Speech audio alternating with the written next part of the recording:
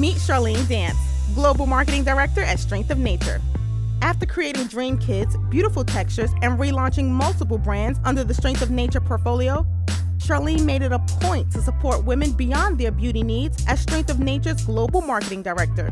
No stranger to taking risks and epitomizing the ideal of Black girls who rock. Find out why?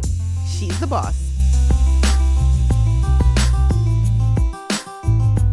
My name is Charlene Dance. I'm the Global Marketing Director for Strength of Nature Brands, and I grew up in New York, Long Island. So I got to Strength of Nature by way of New York.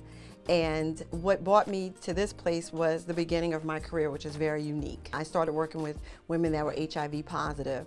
At the time, women were dying of HIV in New York. 1 out of every 3 African-American women had HIV. Women aesthetically were falling apart. And we had a ton of stylists that would come in because at the time, the beauty industry was really the only industry that did a lot of charitable contributions and brought about a lot of awareness around HIV/AIDS. I mean, we all know since the beginning of time, women have described their worth by their hair. And I just discovered I really had a passion for that part. And then after that, I winded up in a wonderful company that I always tout because that's where the beginning comes from, which was a professional brand, Nairobi Hair Care Products. They gave me my first crack. And after that, I always say the rest of my life is about food. So everything great that ever happened to me over food. And I was at a great lunch and met the owner of this company, Strength of Nature, Mario De La Guardia, who's an absolute visionary who really cares about women. And we had a conversation, not really about brands, but what consumers want today. What do women of African descent really need and what do they want? And how do we make that affordable for them?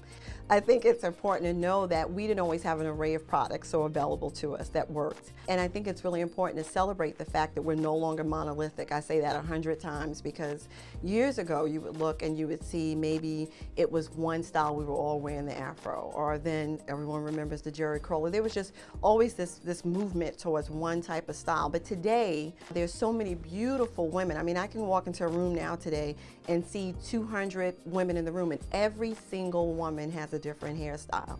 And she needs something uniquely to her to be able to meet that need. I think that it's important to understand that if you are African American or if you identify with African descent, that doesn't automatically mean that there's one item on the shelf that's going to meet the need for everyone. So you really have to be able to understand your unique texture, what your unique needs are, and meet that. And so for me, that became the passion. How do we really celebrate women's texture uniquely and create an array of products that may meet her need?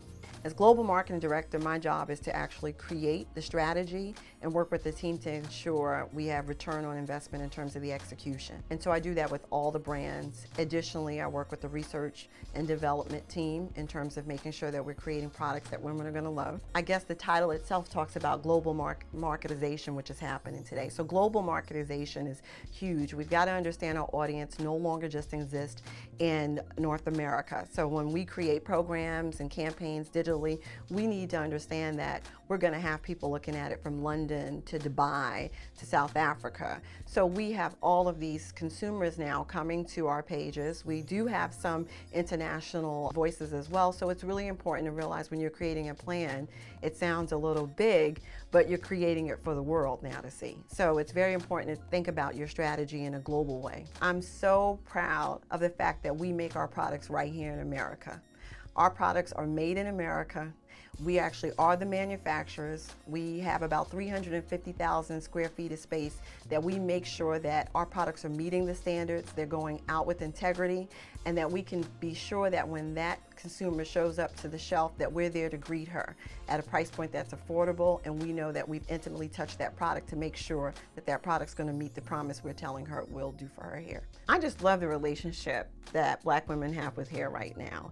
I mean, it's truly what I call a journey back to natural. That's one of our tags actually on our African Pride Shea Miracle brand, is the journey back to natural, because I think some women are born into a situation where they may never know what their texture is. And I think it's really critical before you decide what your style choice is going to be ultimately, know your own hair uniquely. So know what grows out of your head, know it from your root to the tip, as I say, to understand what your hair is, and then decide, hey, maybe I'm going to be better off being a heat natural where I like flat iron, or maybe I want to just be natural where I want to use custards and puddings and do wonderful twist outs knots and really just, elongate and define my curl. Maybe that's the home I live in. Or maybe I do want to relax. Maybe for me and my lifestyle choice, that's what I need. So I think for me, women are just in such a great place right now where they're individually taking the time to understand what their unique hair needs. So some great tips that I give about the beauty industry, I get asked a lot, what can I do to get into the beauty industry?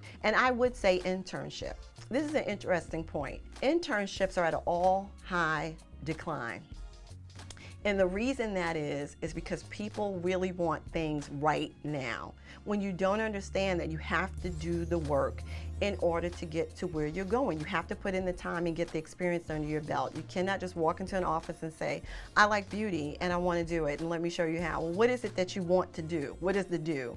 And the only way you really get that expertise is through internships. So I'm really trying to talk to a lot of folks that want to get into beauty to say, intern, do it for free. Show your passion, find out, play in a space. People will let you play in a space for free, but they're not going to pay you to figure it out. So if you are willing to do internships, you can really figure out and hone in on what you want to do in the beauty industry.